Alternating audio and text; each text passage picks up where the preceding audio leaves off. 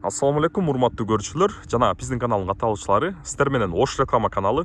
Бүгүн 22-сентябрь 2025 жыл. Сиздерге бүгүнкү чыгышта Кара Суу районундагы мурдагы Шарк аталышындагы азыркы жаңы аталышты таткан экен. Айыл өкмөтүндө сатылып жаткан 9-кварталында 6 сотик жер тилкесин көргөзмөкчүмүз. Азыр биз жердин алдында турабыз. Ошол жер тилкесинин алдында. Бул жагы 20га 30 экен.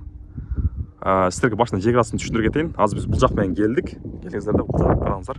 Бул жакта бул жер жол экен. Ушул жерден башталат экен чек арасы. Бул жакка 20 метр, сол жакка болсо 30 метр басасыздар.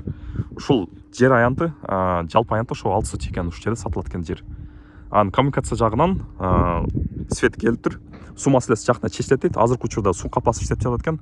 Бирок сөзсүз түрдө суу маселеси чечилет дейт, урматтуу туугандар. Эми басына токтоло кетсек, басы 1,5 миллион дейт. Кеми албетте болот. Айтылган баада эч ким сатпайт. Сиздерге эс номерин калтыра кетем. Эс сиздерге келүү жолунда түшүндүрө кетет. Сиздерге азыр документин көргөзө кетейин. Эси документтин кызыл китеби бар дейт, технический документи дагы бар экен. Мынакей урматтуу көрүүчүлөр, кызыл китеби. Ачып окуйбуз. Шарк айыл округунун Ачы айылынын тургуну. Технический документ экен. Ошо урматтуу көрүүчүлөр. Анан бул жакта жакында объездная дорога ачылат экен, Озгур тарапка карап. Ошол себептен бул жактын келечеги аябай жакшы экен.